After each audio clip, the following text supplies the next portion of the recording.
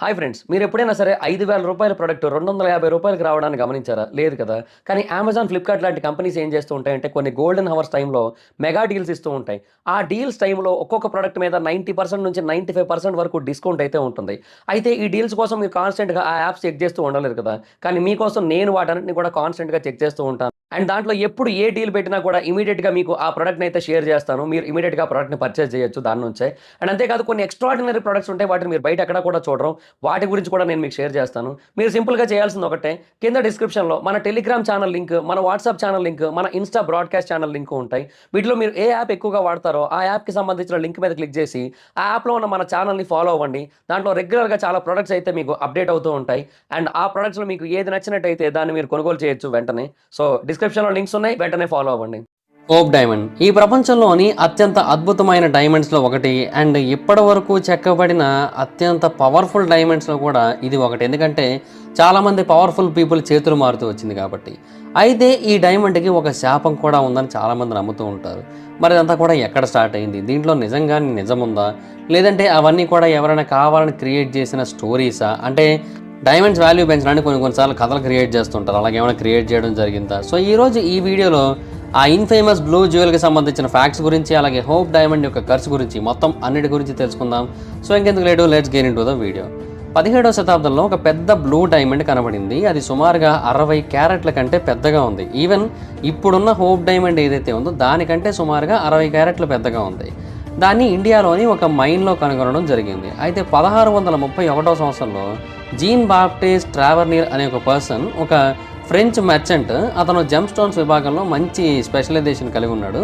అతను తన యొక్క ఇండియా ట్రిప్ని కంటిన్యూ చేస్తున్న టైంలో అతనికి ఈ డైమండ్ గురించి తెలిసింది. అండ్ ఆ డైమండ్ని అతను నోటీస్ చేసి చాలా అంటే చాలా విలువైనదని అర్థం చేసుకున్నాడు. బేసిక్గా చరిత్ర చెబుతున్న ప్రకారం అయితే ఆ డైమండ్ ఆ ప్రాంతానికి చెందిన ఒక హిందూ దేవత యొక్క విగ్రహం యొక్క కిరీటంలో ఉండేది. అండ్ దాన్ని దొంగిలించారు. అండ్ కొన్ని కథల్లో ఏంటంటే ఆ ట్యావర్నీరే దొంగిలించాడని చెబుతారు. మరికొంతమంది ఏమో లేదు, వేరే వాళ్ళు దొంగిలించి ట్యావర్నీర్కి అమ్మారని చెబుతారు. ఎలాగైతే ఉంది, మొత్తానికైతే ఆ స్టోను ట్యావర్నీర్ యొక్క చేతికి అయితే చేరింది. అండ్ ఆ తర్వాత ఎవరి చేతిలోకి అది వెళుతూ వచ్చినా వాళ్ళందరికీ కూడా దీని యొక్క శాపం అనేది తగులుతూ వచ్చి వాళ్ళందరినీ కూడా ఇబ్బంది పెడుతూ వచ్చింది. సో బేసిక్గా ట్యావర్నీర్ మొదట ఈ వజ్రాన్ని తీసుకున్న తర్వాత దాన్ని అతను ఫ్రాన్స్కి తీసుకొని వెళ్ళాడు. అండ్ అక్కడ ఆ వజ్రాన్ని అతను కింగ్ లూయిస్ ద 16కి అమ్మాడు. బేసిక్గా అలాగే అది యూరోప్లోని మొట్టమొదటి బ్లూ డైమండ్ కూడా అయింది. అయితే 5 సంవత్సరాల తర్వాత కింగ్ లూయిస్ ఆ డైమండ్ని 67.1/8 క్యారెట్స్ కింద కట్ చేసి ఆ తర్వాత దాన్ని తన మెడలో ఒక రిబ్బన్ లాగా, ఒక చిన్న సైజు నెక్లెస్ లాగా ధరించేవాడు. అండ్ దానికి అందరూ కూడా ఫ్రెంచ్ బ్లూ అనేది పేరు పెట్టడం జరిగింది. అయితే ఆ శాపం అనేది అందరినీ వెంటాడుతూ వచ్చింది. ట్యావర్నీర్తో మొదలైన శాపం ఎక్కడా కూడా ఆగలేదు. కంటిన్యూస్గా దాన్ని ధరించిన వాళ్ళందరికీ కూడా అంటుకుంటూనే వచ్చింది. వాళ్ళందరినీ కూడా ఇబ్బంది పెడుతూనే వచ్చింది. అయితే చాలా రకాల ఈవెంట్స్ వాళ్ళ జీవితంలో సాధారణంగా జరిగినవే, కానీ వాటిని కూడా దీనికి అంటించేశారని చెబుతూ ఉంటారు. బట్ ఎనీహో, ఒకటి కాదు, రెండు కాదు, కొన్ని వందల ఇన్సిడెంట్స్ అయితే జరిగాయి. ఫస్ట్ ఆఫ్ ఆల్ ట్యావర్నీర్ విషయానికి వచ్చినట్టయితే అతనికి ఈ వజ్రాన్ని అమ్మిన వెంటనే చాలా అంటే చాలా దారుణమైన ఫేవర్ వచ్చింది. ఆ తర్వాత మళ్ళీ ఇండియా ట్రిప్ కోసం వచ్చాడు. ఆ టైంలో అతన్ని కొన్ని వోల్ఫ్స్, అలాగే వైల్డ్ డాగ్స్ దారుణంగా దాడి చేసి చంపేయడం జరిగింది. ఆ తర్వాత ఏమో కింగ్ లూయిస్ ద 16 అతనేమో గ్యాంగ్రీన్ కారణంగా చనిపోవడం జరిగింది. అండ్ అతని యొక్క లెజిటిమేట్ చిల్డ్రన్ ఎవరైతే ఉంటారో వాళ్ళందరూ కూడా సేమ్ అలాగే చనిపోయారు. బట్ ఒక్కరు మాత్రం బ్రతికున్నారు. ఆ పర్సన్ పేరు నికోలస్ ఫోకట్. ఇతను కింగ్ లూయిస్ ఉన్నప్పుడే ఆ ఫ్రెంచ్ జ్యువెలరీ ఏదైతే ఉంటుందో దాన్ని మొత్తాన్ని కూడా కాపాడడం మొదలుపెట్టాడు. అండ్ ఈ డైమండ్ని కొన్ని స్పెషల్ అకేషన్స్ టైంలో వేసుకోవడం మొదలుపెట్టాడు. సో ఒక స్పెషల్ అకేషన్లో దీన్ని వేసుకున్న తర్వాత అతన్ని కంప్లీట్గా రాజ్య పదవి నుంచి తీసేయడం జరిగింది. అండ్ ఆ తర్వాత ఫ్రాన్స్ నుంచి వెలివేయడం జరిగింది. ఆ తర్వాత అతనికి జీవిత ఖైదును కూడా విధించి సుమారుగా 15 సంవత్సరాల పాటు అతన్ని ఫోర్ట్రెస్ ఆఫ్ పిగ్నరల్లో ఉన్న జైల్లో పెట్టడం జరిగింది. సో ఇదంతా కూడా ఆ వజ్రాన్ని ధరించడం వల్ల ఏం చెబుతారు. అండ్ ఆ తర్వాత ఏమో ఇది లూయిస్ ద 16కి వెళ్ళింది. అంటే అతను దాన్ని దక్కించుకోవడం జరిగింది. అతని భార్య అయిన మ్యారియా యాంటోనెట్టి కూడా దాన్ని ధరించడం జరిగింది. అండ్ అఫ్ కోర్స్ ఆ తర్వాత ఏం జరిగిందో మనకు అందరికీ తెలుసు. వాళ్ళ తలలు ఫ్రెంచ్ రెవల్యూషన్లో కంప్లీట్గా తెగిపోయాయి. ఆ తర్వాత మ్యారీ లూజీ అంటే ప్రిన్సెస్ డి లాంబెల్లే, ఈమె మ్యారియా యాంటోనెట్టి యొక్క ఫ్రెండ్ అనమాట. అండ్ ఈమె ఆ తర్వాత ఆ వజ్రాన్ని ఒకసారి ధరించింది. అండ్ ఆమె కూడా దారుణమైన సిచ్యువేషన్ ఫేస్ చేసింది. ఒక మాబ్ ఆమె మీద అటాక్ చేసి ఆమెను చంపేయడం జరిగింది. అది కూడా చాలా దారుణంగా చంపారు. హ్యామర్తో కొట్టి తల నరికేసి దారుణంగా చంపడం జరిగింది. ఆ తర్వాత ఆ వజ్రం కొన్నాళ్ల పాటు కనిపించకుండా మాయమైపోయింది. ఎస్పెషల్లీ ఫ్రెంచ్ రెవల్యూషన్ టైంలో దాన్ని ఎవరో దొంగతనం చేశారు. సో అది ఏమైంది ఎవరికి తెలియలేదు. అయితే ఆ తర్వాత మళ్ళీ విల్హెమ్ ఫాల్స్ యొక్క చేతిలో కనబడింది అది. అయితే ఆ తర్వాత విల్హెమ్ యొక్క సన్ అయిన హెన్రిక్ అతన్ని చంపేసి ఆ వజ్రాన్ని అతను తీసుకున్నాడు. తర్వాత ఆ వజ్రాన్ని ఫ్రాన్సిస్ బ్యూలుకి అమ్మాడు. ఆ తర్వాత అతను చనిపోయాడు. ఫ్రాన్సిస్ బ్యూలు ఆ వజ్రాన్ని వేరే వాళ్ళకి అమ్మి అతను చనిపోయాడు. సో ఇలాగా వరుస పెట్టి ఎవరైతే దాన్ని అమ్ముతున్నారో కొంటున్నారో వాళ్ళందరూ చనిపోతూ వచ్చారు. అండ్ జార్జ్ 4 అనే పర్సన్ దాన్ని కొనుగోలు చేసిన తర్వాత కంప్లీట్గా అప్పులో మునిగిపోవడం జరిగింది. ఆ తర్వాత సైమన్ మోంథరైట్స్ అనే ఒక పర్సన్ ఆ డైమండ్ కొనుగోలు చేసిన తర్వాత కార్లో డ్రైవ్ చేస్తూ ఒక పెద్ద కొండ మీద నుంచి కింద పడిపోయి చనిపోయాడు. అండ్ అతనితో పాటుగా అతని భార్య అతని కొడుకు కూడా చనిపోవడం జరిగింది. ఆ తర్వాత దీన్ని సుల్తాన్ అబ్దుల్ హమీద్ II కొనుక్కోవడం జరిగింది. అండ్ అతనేమో ఆర్మీ రివోల్ట్లో ఆటోమన్ ఎంపైర్ని కోల్పోవడం జరిగింది. సో ఇలాగా హత్య, ఆత్మహత్య, జైలు, టార్చరు, మరణం ఇలా ఒకటి కాదు. ఆ వజ్రాన్ని ఎవరైతే ధరిస్తారో లేదంటే పట్టుకుంటారో వాళ్ళకి రకరకాల శిక్షలు వస్తూ వచ్చాయి, రకరకాల శాపాలు వస్తూ వచ్చాయి. అయితే ఏమాత్రం హోప్ లేని ఈ డైమండ్ని అసలు హోప్ డైమండ్ అని ఎందుకు పిలిచారంటే దీనికి హెన్రీ ఫిలిప్ హోప్ పేరు మీదుగా ఈ పేరు అయితే వచ్చిందనమాట. సో బేసిక్గా అతను బ్యాంకింగ్ ఫేమ్ అయిన హోప్ అండ్ కో యొక్క మెయిన్ పర్సన్. అండ్ అతను 1839 సంవత్సరంలో ఈ బ్లూ జెమ్ స్టోన్ని తన దగ్గర తెచ్చుకున్నాడు. అతను చనిపోవడానికి కొన్నాళ్ళ ముందే దీన్ని తెచ్చుకోవడం జరిగింది. ఆ తర్వాత అతను చనిపోయాడు. అండ్ ఈ డైమండ్ని తన యొక్క నెప్యూస్లో ఒకరైన హెన్రీ థామస్ హోప్కి ఇవ్వడం జరిగింది. అండ్ ఆ డైమండ్ కొన్నాళ్ల పాటు హెన్రీ థామస్ దగ్గరే ఉంది. అండ్ అతను చనిపోయిన తర్వాత అతని యొక్క గ్రాండ్ సన్ అయిన లార్డ్ ఫ్రాన్సిస్ హోప్ చేతిలోకి వెళ్ళింది. ఫ్రాన్సిస్ హోప్ ఏంటంటే బేసిక్గా గ్యాంబ్లింగ్కి బాగా అలవాటు పడిపోయిన పర్సన్. సో విచ్చలవిడిగా డబ్బులు ఖర్చు పెట్టి అప్పులు చేసేసి ఉన్నాడు. సో ఆ వజ్రాన్ని అమ్మాలని నిర్ణయించుకొని 1898లో పర్మిషన్ కోసం అడిగాడు. కానీ అతని పర్మిషన్ని డినై చేశారు. మళ్ళీ 1899లో కూడా అడిగాడు, అప్పుడు కూడా రిజెక్ట్ చేశారు. అండ్ ఫైనల్గా 1901 సంవత్సరంలో ఆ డైమండ్ అమ్ముకోవడానికి అతనికి పర్మిషన్ అయితే ఇచ్చారు. 1910 సంవత్సరంలో హోప్ డైమండ్ని అప్పటి కాలంలో చాలా పెద్ద వజ్రాల వ్యాపారి అయిన పీరీ కార్టర్ కొనుక్కోవడం జరిగింది. బేసిక్గా ఇతనికి ఎవరో కాదు, లూయిస్ ఫ్రాంకోయిస్ కార్టర్ యొక్క మనవాడు అనమాట. సో బేసిక్గా చాలా రిస్కీ ఇన్వెస్ట్మెంట్ అనే చెప్పాలి. ఎందుకంటే అంత పెద్ద వజ్రాన్ని ఎవరు కొంటారు అండ్ చాలా ఎక్స్పెన్సివ్ కూడా అది. సో ఒకవేళ పొరపాటు దాన్ని కొనేసినట్టయితే ఉన్న డబ్బులన్నీ అయిపోయినట్టయితే తర్వాత ఫర్దర్గా చాలా ప్రాబ్లమ్స్ వస్తాయి కదా. సో అందుకని చాలామంది దాన్ని కొనడానికి ఇష్టపడరు. అండ్ ఇంకోటి ఏంటంటే 1908 సంవత్సరంలో చాలా పేపర్స్లో దీని గురించి వార్నింగ్లు కూడా పబ్లిష్ అయ్యాయి. అంటే ఎవరైతే ఆ వజ్రాన్ని కొంటారో వాళ్ళు మళ్ళీ వాళ్ళ యొక్క పొజిషన్ని అలా చూసుకోలేరు అని చెప్పడం జరిగింది. అంటే చాలా వరస్ట్ పొజిషన్లోకి వెళ్ళిపోతారు అని భయపెట్టడం జరిగింది. అయినా కూడా తను రిస్క్ చేసి దాన్ని అప్పట్లో సుమారుగా 5 లక్షల ఫ్రాంక్స్కి కొనుగోలు చేయడం జరిగింది. అంటే ఇప్పటి కరెన్సీ ప్రకారం $2.2 మిలియన్ అనమాట. అయితే కార్టర్ దాన్ని కొనుగోలు చేసిన తర్వాత దాన్ని బెటర్ రేట్కి అమ్మాలని నిర్ణయించుకున్నాడు. కానీ అంత అమౌంట్ పెట్టి, ఇన్ఫ్యాక్ట్ అతను చెప్పిన ఎక్కువ అమౌంట్ని పెట్టి కొనుక్కునే వాళ్ళు ఎవరు ఉంటారు? సో ఆ టైంలో పీరీ కార్టర్కి ఒక పేరు మైండ్లోకి వచ్చింది. ఆ పేరే ఎవెలిన్ వాల్ష్ మెక్లిన్. బేసిక్గా ఈమె అమెరికాకి చెందిన ఒక హైరస్ అని చెప్పొచ్చు. వాళ్ళ ఫ్యామిలీకి ఏంటంటే గోల్డ్ మైన్స్ ఉన్నాయి. సో బాగా డబ్బులు సంపాదించారు. అండ్ ఈమెమో నెడ్ మెక్లిన్ పెళ్లి చేసుకుంది 1908 సంవత్సరంలో. అతను వాషింగ్టన్ పోస్ట్ ఫ్యామిలీకి చెందిన పర్సన్. సో వాళ్ళిద్దరికి త్వరగా ఒక పేరు వచ్చేసింది, ఏమని? విచ్చలవిడిగా డబ్బులు ఖర్చు పెడతారు అని. బేసిక్గా ఎవెలిన్కి ఏంటంటే జ్యువెలరీ అంటే చాలా ఇష్టం. ఈవెన్ ఒకసారి ఆమె తన జ్యువెలరీ మీద ఉన్న ఇష్టాన్ని ఎలా చెప్పిందంటే, నన్ను చాలామంది బ్రెయిన్లెస్ క్యాండిడేట్ అని అనుకోవచ్చు, కానీ నాకు మాత్రం ఈ జ్యువెలరీ అంటే చాలా ఇష్టం. ఇన్ఫ్యాక్ట్ వాటిని ధరించినప్పుడు నేను చాలా కంఫర్టబుల్గా ఫీల్ అవుతాను, చాలా హ్యాపీగా ఫీల్ అవుతానని తెలియజేసింది. ఈవెన్ ఒకవేళ నేను ఎప్పుడైనా జ్యువెల్స్ వేసుకోవడం మర్చిపోయినట్టయితే మా ఫ్యామిలీ మెంబర్స్ నాకు ఒంట్లో బాగాలేదేమో అనుకుని డాక్టర్ని పిలుస్తారు, అంత ఇష్టం నాకు అవంటే అని తెలియజేసింది. సో ఎవెలిన్ ఆమె యొక్క హస్బెండ్ ఇద్దరు కూడా ఒకసారి ఫ్రెంచ్ క్యాపిటల్కి వచ్చినప్పుడు పీరీ వాళ్ళతో ఒక మీటింగ్ని ఏర్పాటు చేసి వాళ్ళకి ఆ వజ్రం గురించి ఎక్స్ప్లెయిన్ చేశాడు. దాన్ని చాలా జాగ్రత్తగా ప్యాక్ చేసి పట్టుకొని వెళ్ళాడు. అండ్ దాన్ని British royals, French court, Turkish సుల్తాన్ వీళ్ళందరూ కూడా ధరించారు. అండ్ చాలా అంటే చాలా గొప్పది అండ్ చాలా విలువైంది, ఇవన్నీ కూడా ఎక్స్ప్లెయిన్ చేశాడు వాళ్ళకి. బట్ అతని ప్లాన్ ఫెయిల్ అయింది, వాళ్ళు పర్చేస్ చేయలేదు దాన్ని. బట్ అయినా కూడా కార్టియర్ అయితే మాత్రం గివప్ అయితే ఇవ్వలేదు. ఎలాగైనా సరే దాన్ని ఎవరో ఒకరితో కొనిపించాలని అయితే నిర్ణయించుకున్నాడు. సో అందుకని ఏం చేశాడంటే పెద్ద వజ్రంగా ఉంటే కొనరేమో అని చెప్పి చిన్న చిన్న వజ్రాలుగా మారుద్దాం అనుకున్నాడు. బట్ ఎవెలిన్ మాత్రం ఆ వజ్రం గురించే ఆలోచిస్తూ ఉంది. అంటే బేసిక్గా ఆ వజ్రం ఆమెకు బాగా నచ్చింది. కాకపోతే ఏంటంటే దానికోసం అంత అమౌంట్ ఖర్చు పెట్టడం ఎందుకులే అనుకొని ఊరుకుందామే. కానీ మెల్లిమెల్లిగా ఆ వజ్రం ఆమె మైండ్లోకి ఎక్కేస్తోంది. ఇన్ఫ్యాక్ట్ ఒక రోజు అయితే రాత్రి పడుకుంటే ఆ వజ్రమే ఆమె కల్లోకి వచ్చిందంట. కంటిన్యూస్గా ఆ వజ్రం ఆమెను చూస్తోందంట, నన్ను తీసుకో అని చెబుతోందంట. సో బేసిక్గా ఆవిడకి అదొక వింత కల వచ్చింది. అండ్ ఆ కళలోంచి మేల్కొన్న తర్వాత ఓకే ఎలాగైనా సరే ఈ వజ్రాన్ని నేను దక్కించుకోవాలని డిసైడ్ అయిపోయి ఆ వజ్రాన్ని అతని దగ్గర కొనుక్కోవడానికి నిర్ణయించుకొని అతని దగ్గరికి వెళ్ళి డీల్ మాట్లాడేసుకున్నారు. $5 మిలియన్ అప్పట్లో డీల్ చేసుకోవడం జరిగింది. అంటే ఇప్పటి వాల్యూ ప్రకారంగా చెప్తున్నాను నేను. అయితే ఆ సేల్ అంత ఈజీ అవ్వలేదు. బేసిక్గా ఎవెలిన్ పేమెంట్ని 2 నెలల పాటు డిలే చేయడం జరిగింది. అండ్ ఒకనొక టైంలో అయితే ఆ వజ్రాన్ని మళ్ళీ తిరిగి వెనక్కి ఇచ్చేస్తానని కూడా అనుకుంది. కానీ పీరీ ఏమో వాళ్ళ మీద కేసు వేసాడు. 2 నెలల పాటు దాన్ని వాళ్ళ దగ్గర పెట్టేసుకొని నాకు ఇస్తానంటే ఎలాగా, దాన్ని కొనాల్సిందే అని. సో ఫైనల్గా ఆమె ఆ వజ్రాన్ని కొనడానికి అయితే నిర్ణయించుకుంది. కాకపోతే చర్చికి తీసుకొని వెళ్ళి ప్రేయర్ చేయిస్తానంది. అంటే ఆమె ఆ శాపాన్ని అయితే నమ్మలేదు కానీ ఎందుకు వచ్చిందిలే అని. ఎందుకంటే అంతకుముందు ఆ వజ్రాన్ని ధరించిన మే యోహే అనే పర్సన్ దీని గురించి ఒక ఆర్టికల్ని ప్రచురించడం జరిగింది. అంటే చాలా ప్రమాదకరమైంది, దానివల్ల నాకు చాలా ప్రాబ్లమ్స్ వచ్చాయని. సో అందుకని ఆమె చర్చికి తీసుకొని వెళ్ళి ప్రార్థన చేయించడానికి ట్రై చేసింది. అయితే ఆ ప్రార్థన చేయిస్తున్న టైంలో కూడా పెద్ద పెద్ద థండర్స్, పెద్ద పెద్ద లైటింగ్స్ వచ్చి ఈవెన్ ఆ చర్చ్ యొక్క అద్దాలు కంప్లీట్గా బ్రేక్ అయిపోయి, అయినా కూడా ఎవెలిన్ ఏమాత్రం వెనకడుగు వేయలేదు, దాన్ని కొనేయాలని నిర్ణయించుకుంది. ఫైనల్గా 1912వ సంవత్సరంలో దాన్ని కొనుగోలు చేసేసింది కూడా. బేసిక్గా $5 మిలియన్ వచ్చినప్పటికీ కూడా కార్టియర్కి అది లాస్ అయ్యని చెప్పొచ్చు. ఎందుకంటే లీగల్ ఫీజుకి అతను చాలా అమౌంట్ ఖర్చు పెట్టాల్సి వచ్చింది. సో ఆ టైంలో ఆ స్టోరీ బాగా పాపులర్ అయిపోయింది. మెక్లిన్ యొక్క ఫ్యామిలీ ఇన్వాల్వ్మెంట్ గురించి, ఆ శాపం గురించి, అండ్ పేరీ కార్టియర్ గురించి, అందరి గురించి కూడా బాగా తెలిసిందనమాట. సో కార్టియర్కి అది పనికి వచ్చింది. అతని యొక్క బిజినెస్ ఆ తర్వాత కొంచెం ఇంప్రూవ్ అయింది.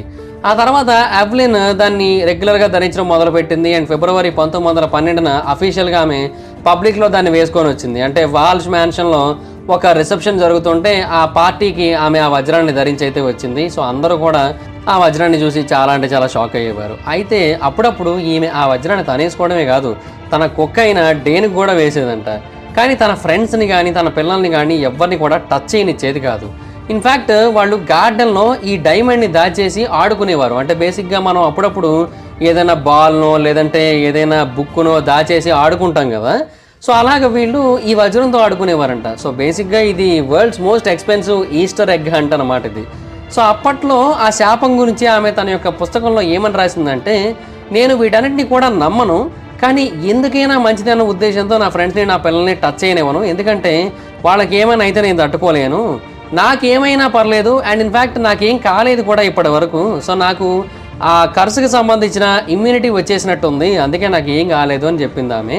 బట్ ఆమె తనకేమీ కాలేదు అని చెప్పినప్పటికీ కూడా కొంతమంది ఆమె లైఫ్లో జరిగిన కొన్ని ట్రాజడీస్ని మెన్షన్ చేస్తూ వచ్చారు. ఇన్ఫ్యాక్ట్ ఆ ట్రాజడీస్ అన్నీ కూడా ఆ డైమండ్ ఆమె చేతికి వెళ్ళిన తర్వాతే జరిగింది. అంటే అందులో మొదటిది మే 1919న, అంటే ఆ వజ్రాన్ని ఆమె పర్చేస్ చేసిన 7 సంవత్సరాల తర్వాత నెడ్ మరియు ఎవెలిన్ యొక్క ఎల్డర్ సన్ ఒక స్ట్రీట్ని క్రాస్ చేస్తున్న టైంలో కారు గుద్దేసి చనిపోవడం జరిగింది. ఆ తర్వాత నెడ్ మెక్లిన్ మరియు ఎవెలిన్ యొక్క పర్సనల్ లైఫ్స్ కూడా చాలా వరకు వరస్ట్గా తయారయ్యాయని చెప్పాలి. అంటే ఆ టైంలో వాళ్ళు ఒక టీపాట్ డోమ్ స్కాండల్లో ఇన్వాల్వ్ అయ్యారు. అంటే వాళ్ళ యొక్క ఫ్రెండ్ అయిన ఆల్బర్ట్ బీ ఫార్, అంటే ఇంటీరియర్ యొక్క సెక్రటరీ, డబ్బులు తీసుకొని, అంటే వేరే వాళ్ళ దగ్గర లంచాలు తీసుకొని కొన్ని రిజర్వ్డ్ ఏరియాస్లో ఆయిల్ టైకూన్స్కి ఆయిల్ తవ్వుకోవడానికి పర్మిషన్స్ ఇచ్చినట్టుగా తెలిసిపోయింది. సో అందువల్ల వీళ్ళ మీద కూడా ఆ స్కామ్కి సంబంధించిన నేరం అయితే పడింది.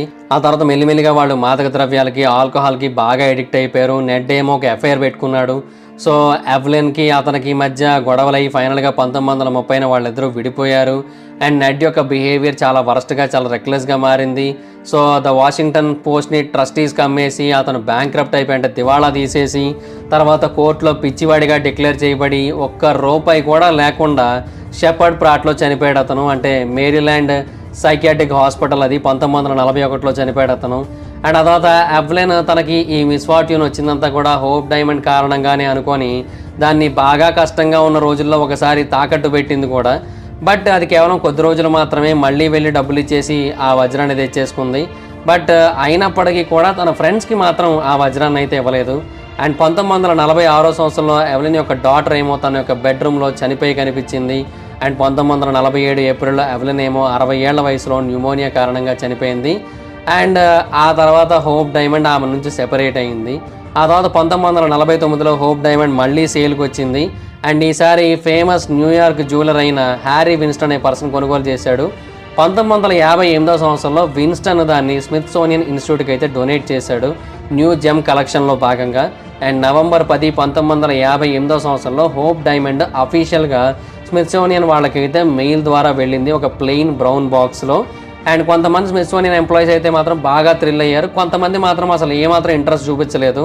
ఎందుకంటే ఆ టైంలో చాలా న్యూస్ పేపర్స్లో ఏమని ఆర్టికల్స్ వచ్చాయంటే, అతిపెద్ద శాపాన్ని కలిగి ఉన్న ఆ వజ్రాన్ని కనుక ఇలాంటి ఒక ఇన్స్టిట్యూషన్లో ఉంచినట్టయితే అది కంట్రీ మొత్తానికి మిస్ఫార్చ్యూన్ తెస్తుంది అని నమ్మారు. సో అందుకని చాలామంది చాలా భయపడ్డారు.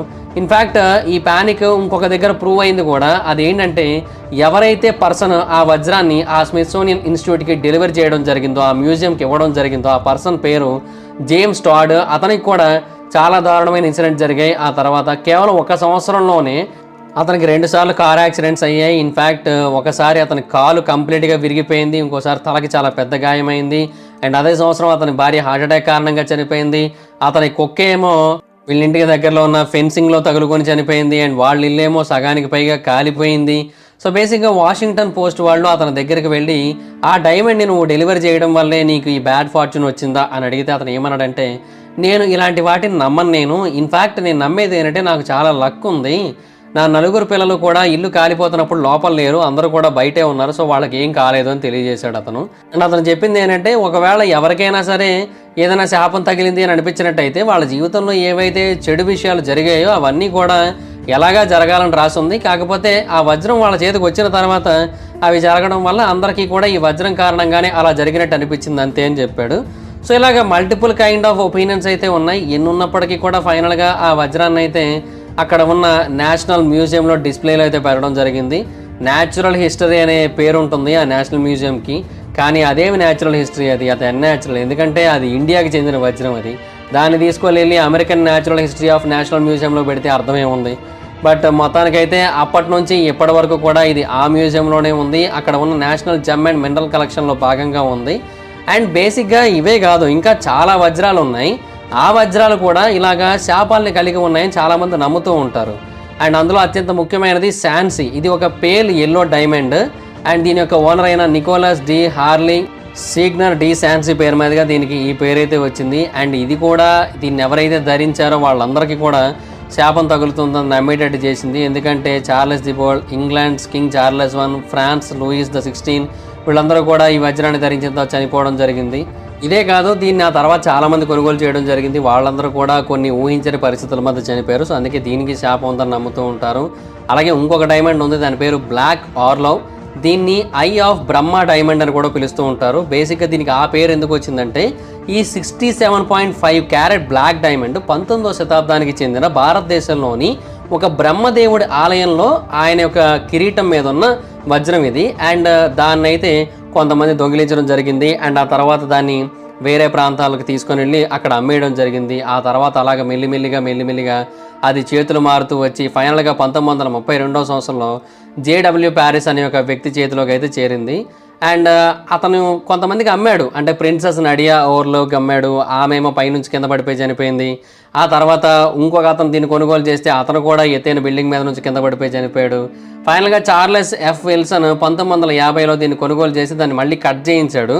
సో అప్పటి నుంచి ఇప్పటి వరకు మళ్ళీ ఇది మనకు కనబడలేదు. బట్ ఫైనల్గా 2006వ సంవత్సరంలో దీన్ని క్రిస్టీస్ ఆక్షన్లో మనం చూసాం. సో ఈసారి ఎవరైతే దాన్ని కొనుగోలు చేశారో వాళ్ళకి ఎటువంటి శాపము తగలకూడదని కోరుకుందాం మనం.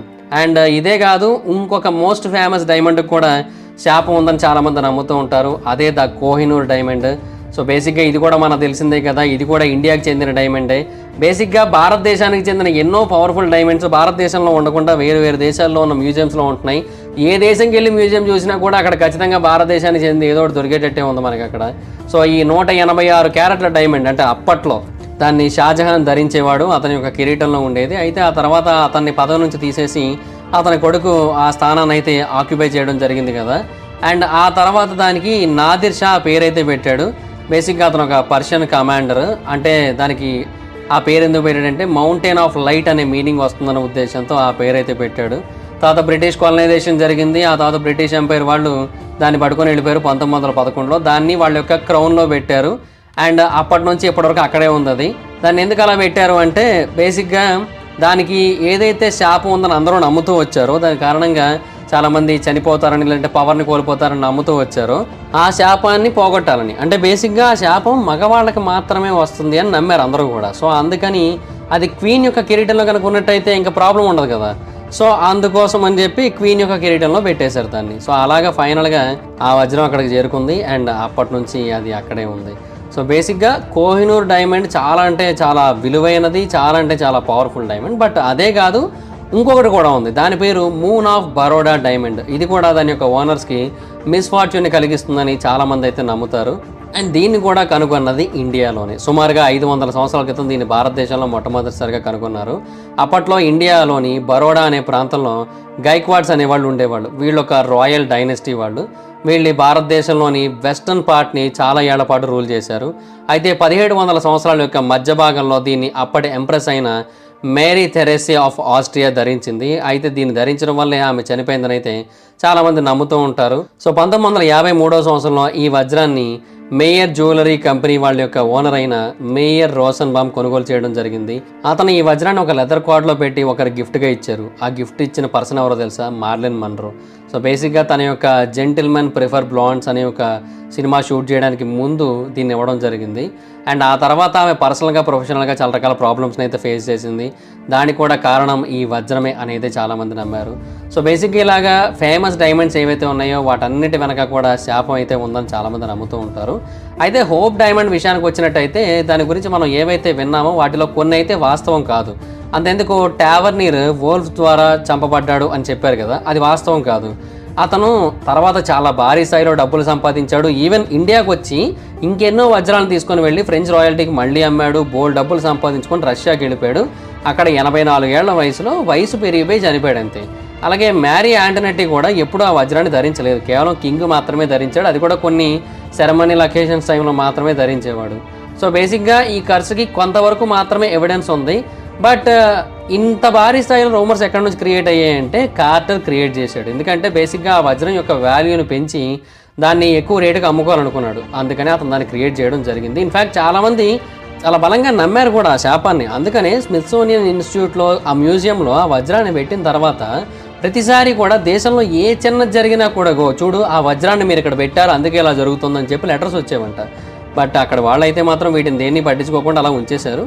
బట్ ఎనీహో ఒకటైతే వాస్తవం, హోప్ డైమండ్ కారణంగా దాని యొక్క శాపం కారణంగా ప్రపంచవ్యాప్తంగా చాలా చోట్ల చాలా రకాలుగా ఇంపాక్ట్ అయితే క్రియేట్ అయింది. అండ్ ప్రపంచవ్యాప్తంగా మోస్ట్ పవర్ఫుల్ డైమండ్స్ అండ్ శాపం విధింపబడిన డైమండ్స్లో మెజారిటీ ఆఫ్ ద డైమండ్స్ భారతదేశానికి చెందిన డైమండ్స్.